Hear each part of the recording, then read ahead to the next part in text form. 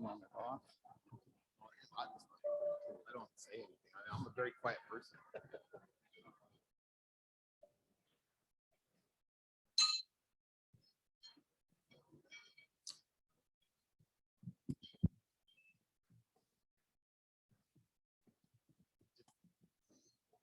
Dwayne, did they hear it? Did they hear it?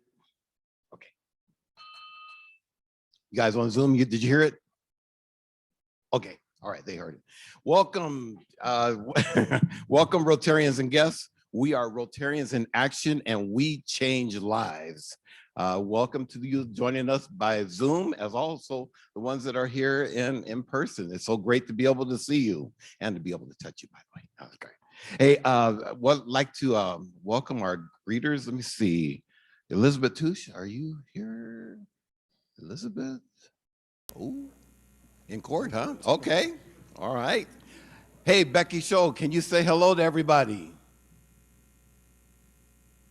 Oh, no, Becky. Okay, you can get off mute there. Hello. Hello, everybody, and welcome to Rotary today. You're on mute, Becky. Becky, you're on mute. Okay, there you go. No. Yeah. Welcome to Rotary today. Program ahead. Thank you. All right, Doug Rich, our past president, with the music.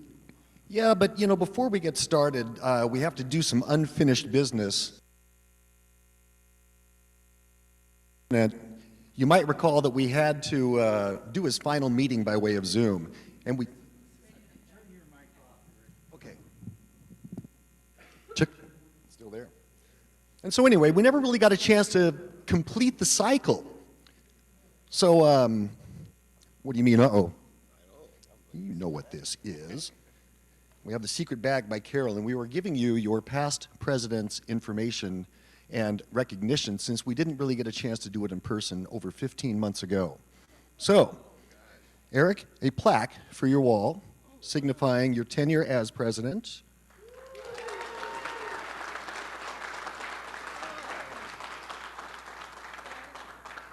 This past president's badge that you've been lamenting about constantly ever since, you know, the last 2 or 3 weeks. And finally, your past president's pin. Give me a moment. Oh, wow. You mean I finally made it? You finally made it. Bowie asked, you haven't asked for a vote from the past president. We did an online poll. He passed.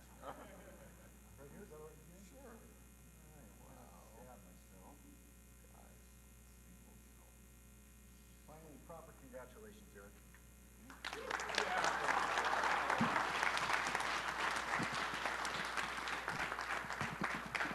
And in honor of our speaker and the WIAA, it's typically a tradition before most sporting events that we sing the Star-Spangled Banner. So I would ask that you would join me.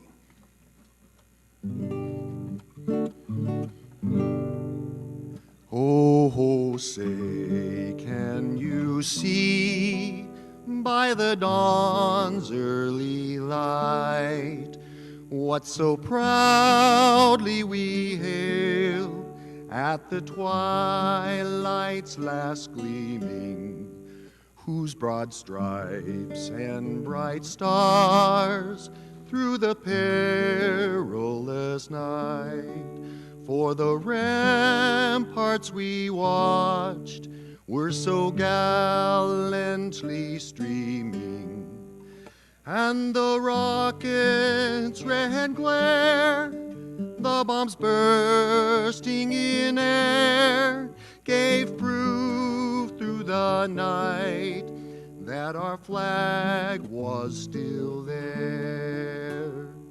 Oh, say, does that star-spangled banner yet wave o'er the land of the free and the home of the brave?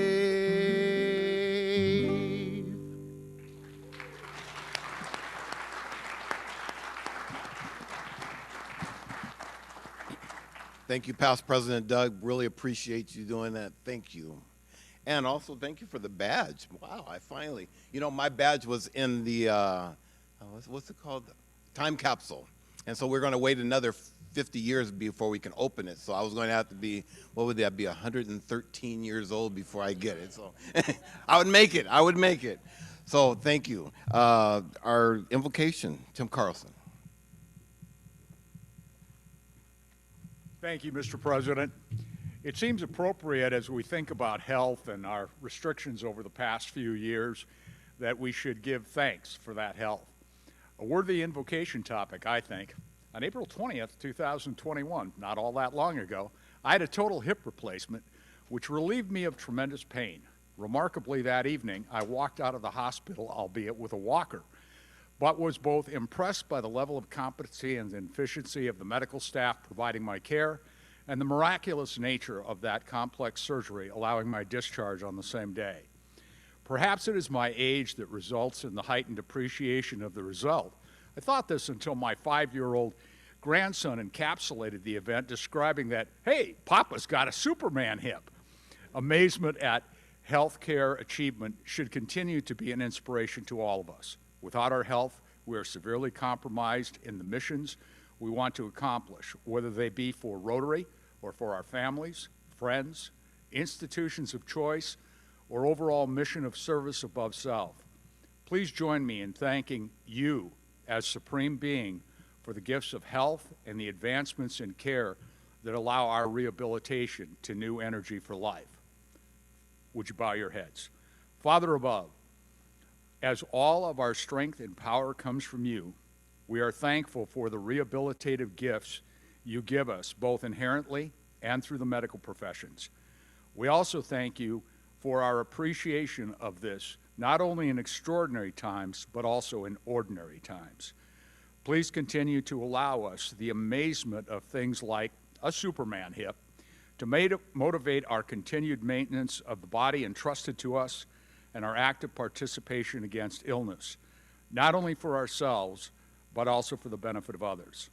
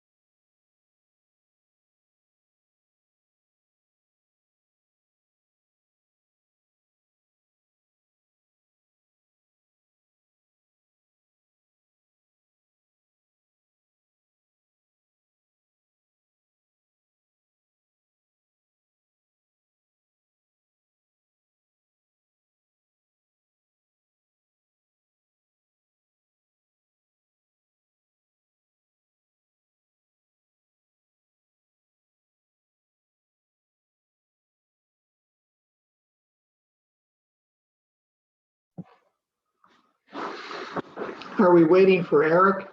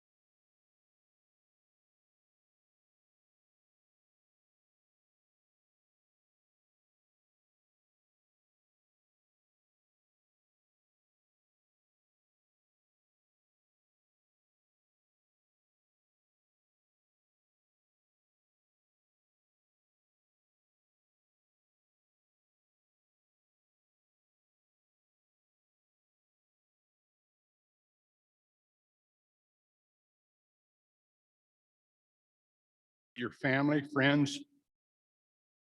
family members and friends. There are more details about the task, expectations, minimum age requirements, and other safety information right on the sign-up form. So please take a look at those. It'll carpentry, painting, lifting, holding, just labor tasks, something for everyone to do. You can also take an opportunity to purchase a fence post, and we'll put your name on it. The fence posts are just $50, and those fence posts will surround the playground. So remember, greenwayrotaryplayground.org.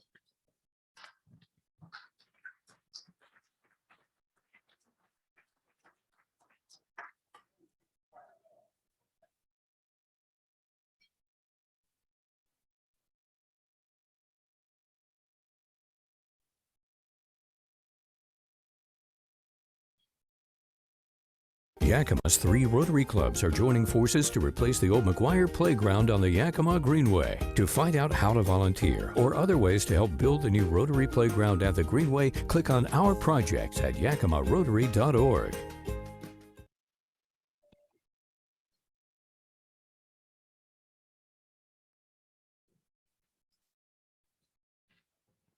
Great presentation. Okay. All right, Sergeant of Arms, Jadine Cochran.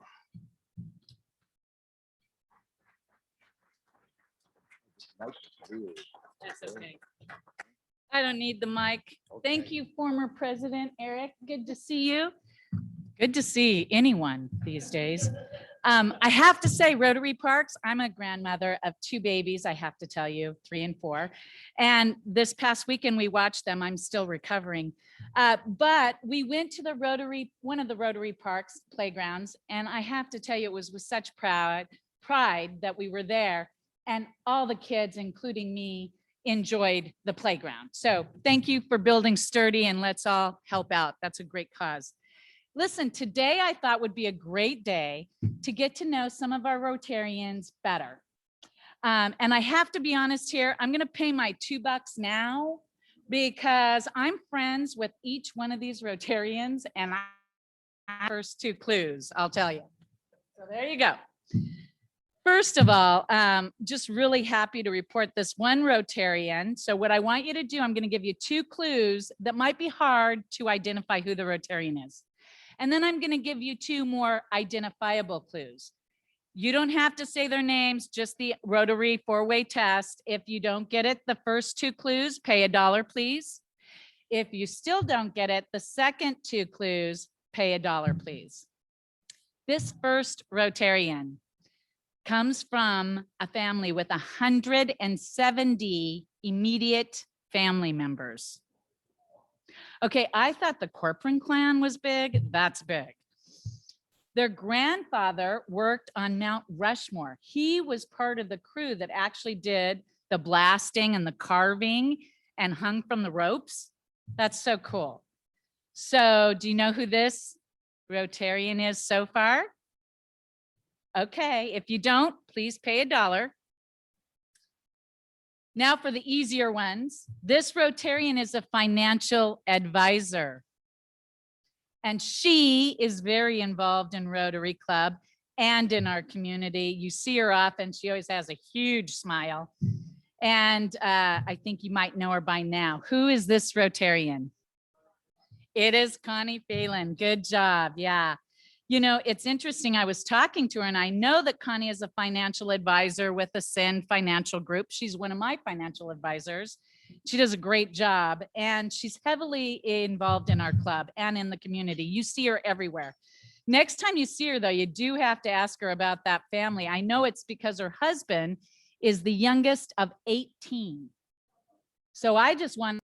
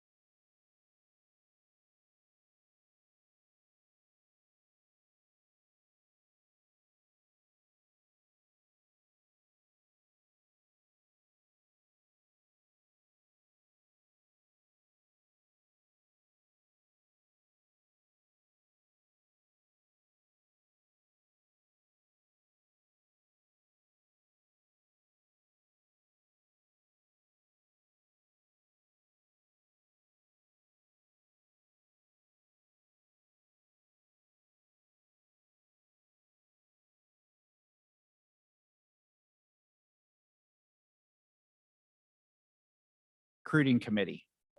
Most recently, Mick served as the Assistant Superintendent and Chief Operations Officer for Vancouver Public Schools. And prior to that, also in Vancouver for the public school district, he was the District Athletic Director from 2007 to 2015. A former language arts and social studies teacher at Fort Vancouver High School and Hudson's Bay High School, both in Vancouver. And Mick was also a head basketball coach, boys basketball coach in the past, and he also coached boys and girls golf. It's my pleasure to present Mick Hoffman, Executive Director from the WIAA.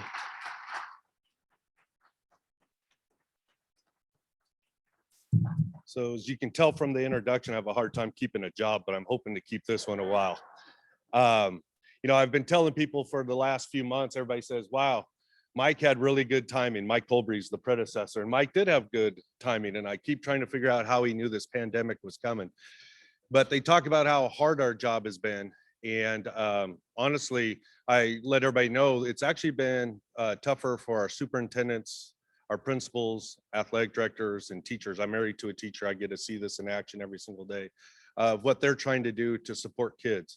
And so it has been difficult, but today I think I found an even tougher job that two individuals are getting to run the technology on this hybrid meeting. So congratulations. You know, it's been 16 months since I was here and had the opportunity to speak to your group and recognize Haley. And it feels in some ways like time stood still, but it definitely has not. Our kids have lost so much. You think about the memories we have from those years in middle school and high school, the experiences that they didn't get to have. Last year, from our perspective, an entire season canceled in the spring. Graduations in cars driving by. Proms, fortunately, I've heard some out in the lawns and stadiums this year.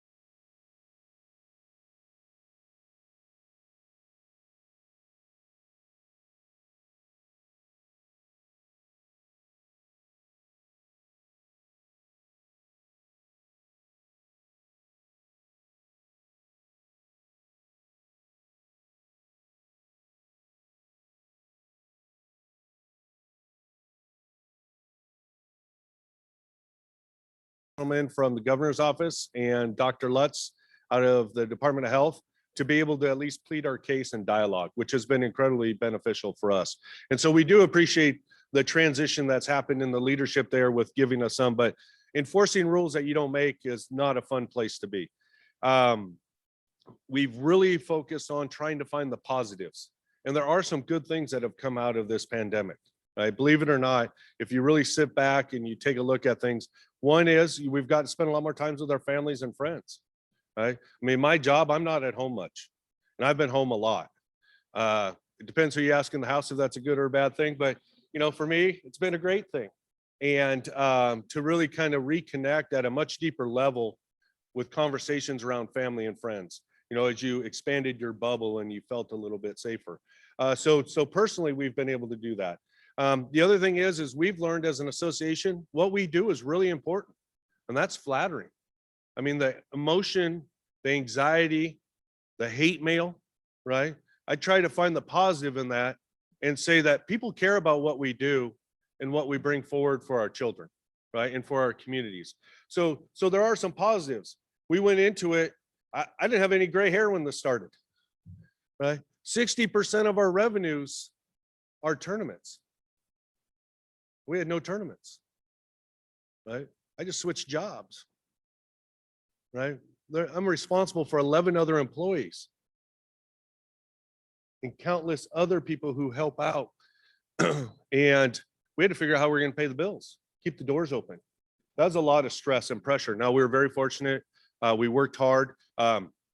Legends Casino, Yakima Nation over here at one point, our good friend Rich Austin invited me over for a conversation, and they made a donation. So as we were working through just trying to keep the doors open, they made a generous contribution to the WIA so we could translate all our eligibility papers into the 10 most common languages used as OSPI lists to remove barriers. So while in the midst of this, while we're trying to keep the lights on and keep people employed and figure out how we're going to be ready to hit the ground once we get past it, we had people stepping forward to help us. So we were able to get through that with some, we went through the PPP and all that. And so we're going to be okay, right? We're not wiped out. That's why I'm here. Otherwise, Rich would have sent me a gas card.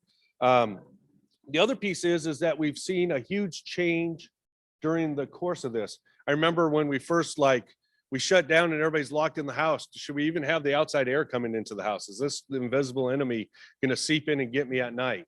And then we start creeping out and walking around the block. And man, if I get the mail, do I have to wash it? Right? Do I have to wash my fruits and vegetables when I bring them back to the house? And as we started to get out more and more, everybody's waving to everybody. So happy to see each other. You go for a walk, everybody's driving by waving. You don't even know who they are. They're waving. And now we're back to over 200 and some mass shootings.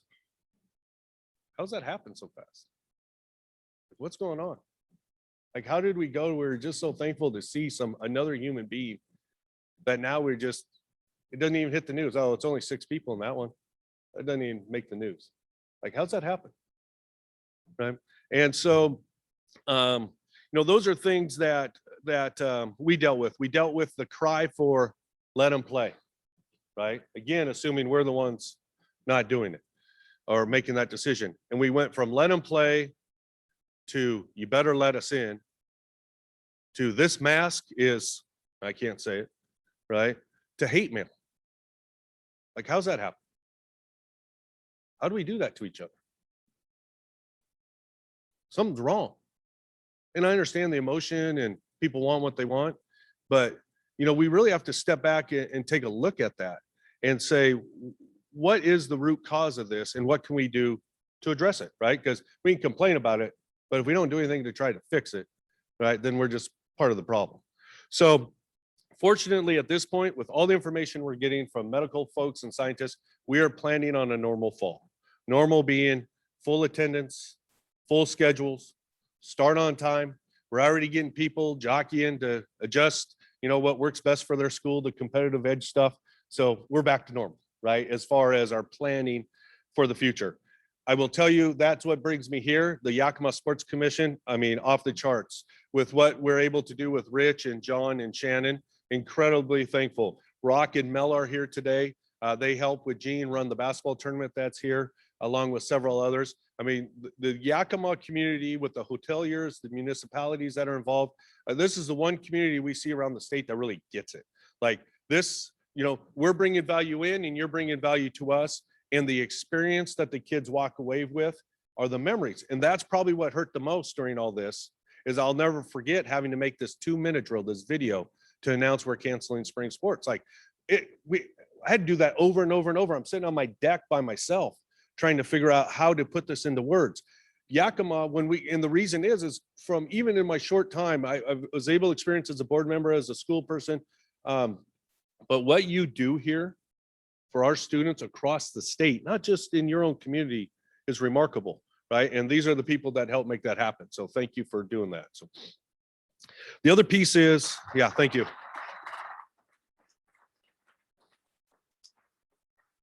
You know, we fully expect increased attendance next year with what's going on. You know, just historically, when we went through some really dark times in 2008 economically in this country, our attendance really shot up. And so we expect people who've been sitting around waiting to go somewhere. A lot of people actually, I mean, depending on their situation, they haven't been spending some of their disposable income on other things, and they're ready to go out and they want to support kids and their community. So we expect that the fall will be a celebration of a return of high school sports, and we're ready for that. A little bit about the association. You know, we're a governance committee. We started in 1905, and the purpose of it was that you had these local towns playing each other in basketball, and the adults were starting to play in the games, the coach or a teacher, and they said, hey, that's not fair, right? And so they said, we need somebody to make the rules and not allow this to happen. That was the origin of the WIA, essentially. We have a great historical room in our office, and I'm an old history teacher, so I love digging through those. And that's the story of how this thing started. And guess what? We're still battling with people trying to get a leg up in competition. It doesn't change, right?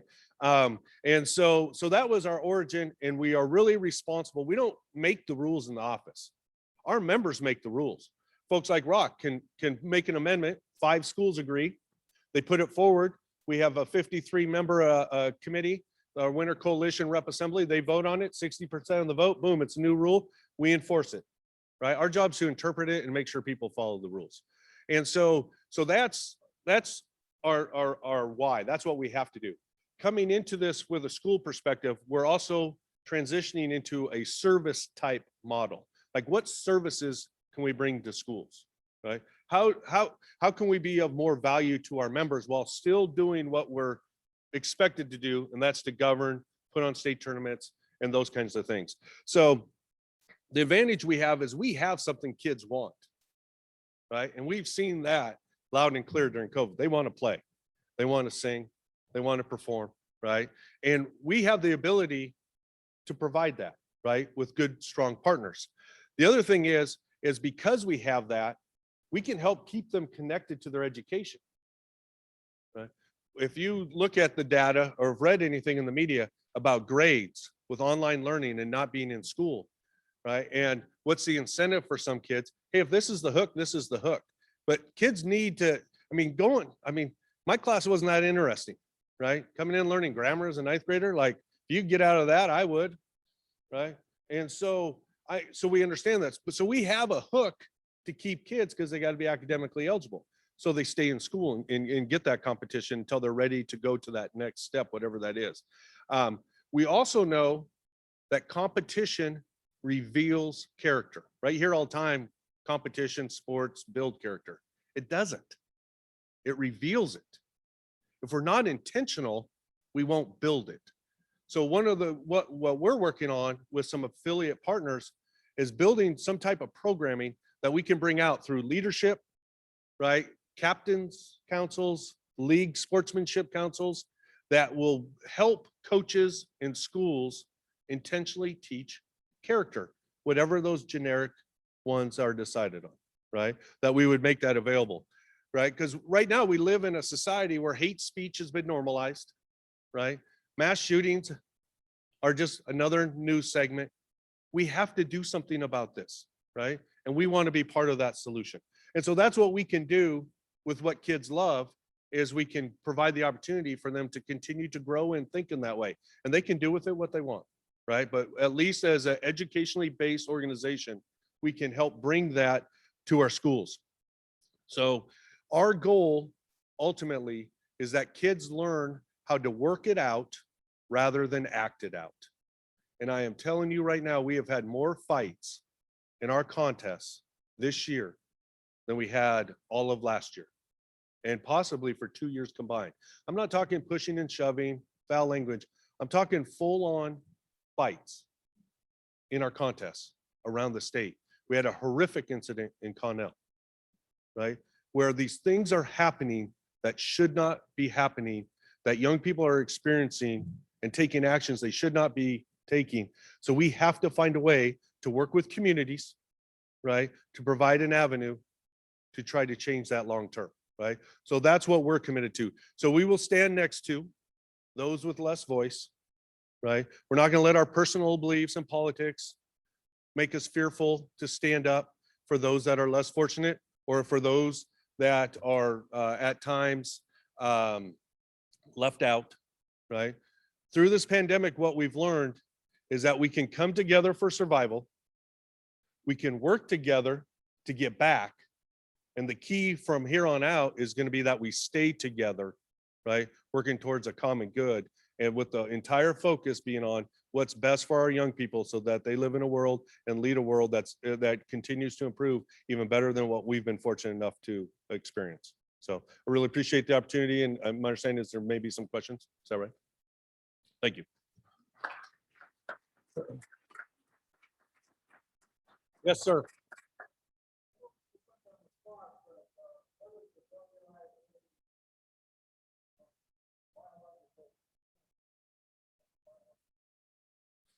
All right, we'll take it. So here's what people need to know.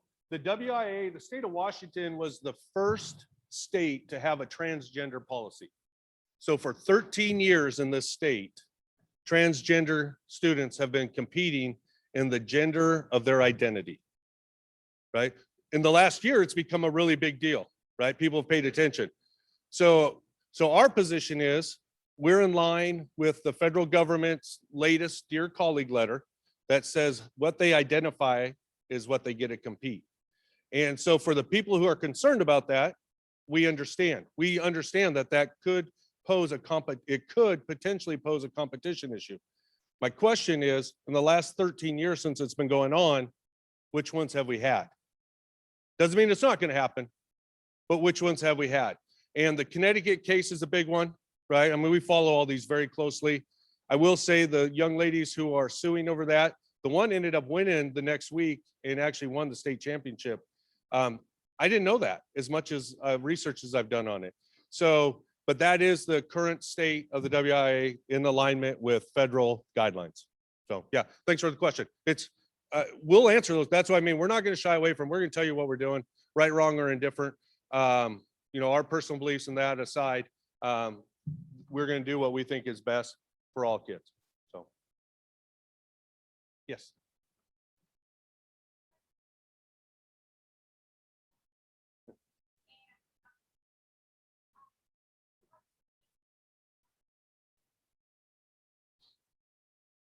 Well, depending on the season, the weather can be counted on for the most part. So that is a huge one. You're centrally located, so it's great to get here from all parts of the state. The facilities are very impressive over here. People, you know, not just the municipalities, but the parks and that. And so, and honestly, the people are great, and financially it makes sense. I mean, what we are seeing as an organization, I don't know, this may be lost with all pandemic, but we moved our football championships outside. It would have been a year ago this last fall. We had to leave the Tacoma Dome. We did it for two reasons. One, they remodeled and the sightlines were really difficult. They're really more concert based. We're the only sports that they host in there anymore, even with basketball. So the sightlines were difficult for fans. But more importantly, the cost. And it's not the cost of the rental so much. It's the cost of all the support staff that you're required to bring in. And we were actually going to be in a situation to lose money on our event. And that's one of our primary events. So we had to move it outside. So one of the other reasons is just that we have to make it work financially for our association. So football playoffs now are being played in high school facilities outdoors. And, that's what I walked into. That decision was made in the spring. I started that summer, and I was the guy who ruined high school football. And, our kids are adults, and my son, I don't go on social media. I don't read our social media. It would just, I think I have pretty good restraint in my older age, but I don't know. But my son, he monitors it for me, and he sends me, he'll give me a clip of it, and he'll say, Dad, you got to read this one. This one's really good. So I took a lot of that first right out of the job. And what the feedback we got was the participants really enjoyed playing in that setting. So because it was loud, it was packed, it was what high school football should be, a few thousand people crammed in there. And so it worked. And so we're actually evaluating all our formats right now. We're in the midst of that work pre-pandemic. So, but yeah, one of the reasons that we look here is that because the community works so well together, that's not the norm. So I don't know how much you get to work with some of the other larger cities. That doesn't normally happen. So does that answer your question? Thank you. Yes.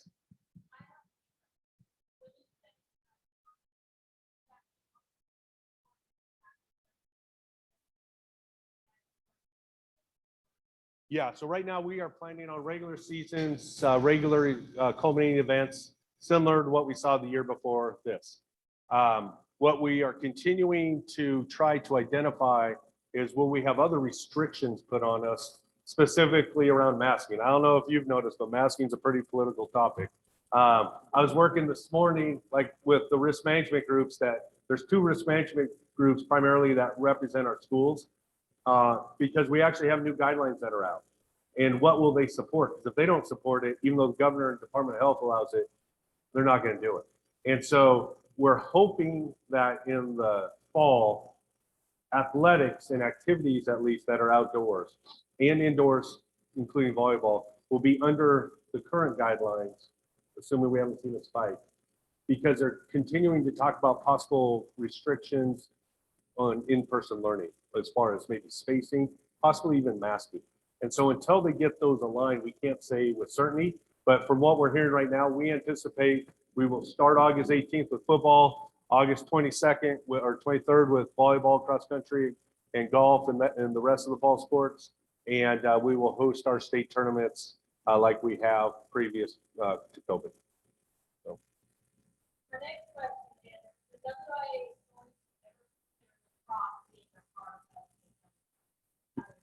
Yep, no, great question. Let me tell you how that works.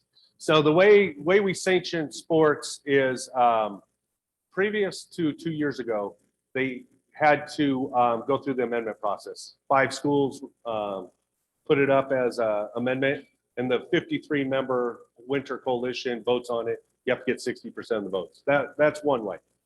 2 years ago, we hadn't added a new sanction activity since 1999. And so one of my goals is to increase participation, right? I think what we do is really, really good for kids. And so I want more kids involved in what we do. And so we floated an amendment through the board that got approved, and it's called trial sports. So now if 20% of our schools, so essentially 80 schools, sign off and say, we will offer lacrosse, they have 2 years to run it as a club sport under our rules. And at the end of 2 years, they need 40%, essentially 160 schools. If they can get that kind of buy-in over the 2 years, then it automatically becomes a sanctioned activity, no vote. I will tell you the challenge, I've had lots of conversations in the 2 years on this job with the 2 different men's and women's. Part of the conflict is they want their own rules, which they'll have to come under the federation and state rules. There's concern about separating. They want a public and private championships, which we don't do in the WIA. Initially, I was told the boys really wanted to self-govern and the girls' side was more interested in joining. That's now flip-flopped in our conversations. So there's some other complications within there that we're working with them. But if 80 schools are willing to sign off saying we are going to offer this and play, it becomes a trial sport. And in 2 years, if they get to 160, it becomes a sanctioned sport. So we've altered the process to give real opportunity to add new activities. Does that answer it? Okay, you're welcome. Yes.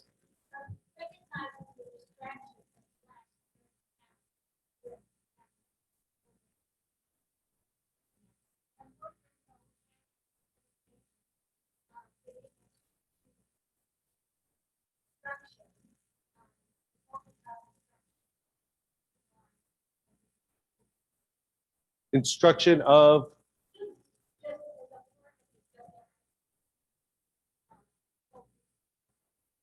yeah, so what we've done, so some things we've done to try to be more inclusive of students is one, we now, with our LEAP committee, so we've had a leadership group that has been in place for several years. We have them sit in on our board meetings. And so they're not voting members. We have a executive board that is designated by area, and then we have an honorary board, and they're part of that. And so they've sit in, we have them on all our committees now. I will tell you, typically we have about 5 board meetings a year. I think this year we were pushing 30. We were having them weekly for a while. Yeah, we have a staff member, many of you maybe know her, Cindy Adsett. She's been there 34 years. About this time last year, I thought we were going to lose her. She was heartbroken with what was going on. And she said, Mick, in 34 years, I've never worked this hard. I mean, and that was going into a summer where we didn't get a vacation, right? We had to work. We literally went from writing our plans in pencil and erasing them and starting over the next week to they're written in smoke. We just blew them away and started over. But we had to continually plan over and over. And so we had students as part of all those conversations. And again, that goes more to that service focus and then just that educational focus of what we do. So I have a meeting later today with Trevor Green to find out. I understand he has a very vibrant social equity student council. So we want to learn more while I'm here, what they're doing with that. And so we're trying to find ways to infuse students more into our work. And so part of that is going to be, we're going to need to go out to them because expecting them to travel to Renton is not realistic. So we're trying to figure out, one, how can we best utilize them? And then number 2 is how do we organize and get to them? So does that answer that question? Okay, thank you. Yeah.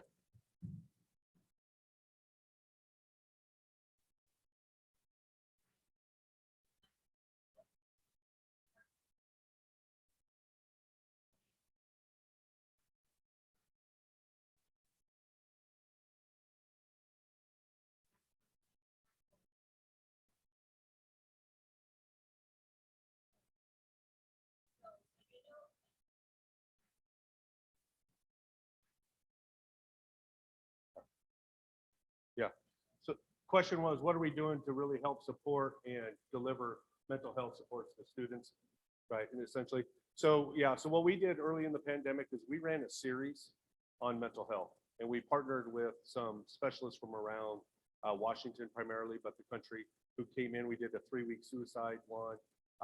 We run a coaches school. We've run it here previously. We've gone virtual last year, and we did it again this year just because of the timing of the planning. And so we are trying to bring, our coaches are required to get training on that. And so we provide that through the coaches school. And then we share resources with our members as they come in. So. Good.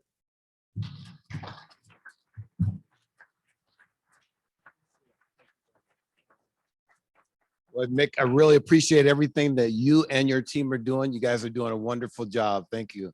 And by the way, Mick, we are making a donation in your name to our Rotary Foundation. Also, Mick, one other thing, just to let you know that we're a big club in a small town with a big heart, and we're doing big things, not only in Yakima, but also around the whole world. Just want to let you know that, okay?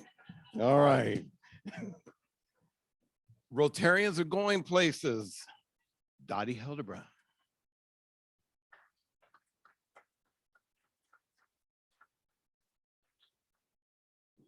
Hey, hi, this is a good one to end on. Oh, hey, Dell. That Marge and Mike Maples, he's not here today, but they just celebrated their 39th anniversary. And if you guys are looking for something to add to your outdoor activities, even almost bucket lists, I want to share with you how they celebrated their 39th anniversary. So they started in Hoodsport, and with their son, Mark, and his partner, Iano, joined them for the day. And then they were entertained by their friends, the Morris family, who also operate a distillery called Hardware Distillery. Then 2 nights in Port Angeles that allowed hiking and exploration of Hurricane Ridge and the Lake Crescent area. And then 2 nights in Forks, which is one of my favorite places. The beaches are just miles of that type of beach. And then for hiking at Rialto Beach, and a full day on the Hoh River Trail. And then at a night at Clay Lock, the historic Clay Lock Lodge, to explore the beach there, and a night at the lake, at Lake Quinault Lodge, to explore the Colonel Bob Wilderness. I think that's the rainforest. Yes, there's Marge right there. So congratulations to Mike and Marge on 39 years of marriage.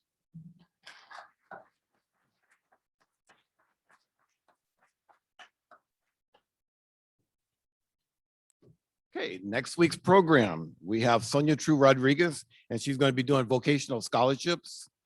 And then finally, our next one after that will be the Past President's Council getting together to recognize President Jennifer. I think she's still there. I think she is. Oh, yeah, for Jennifer's recognition, and we're going to keep everything really quiet, okay? It's going to be fun. And the next meeting after that will be our new president coming in. All right. Okay. And by the way, thank you for the button. I've been looking for this. I thought I was gonna have to wait 50 years for it, but I got it now, and meeting's adjourned.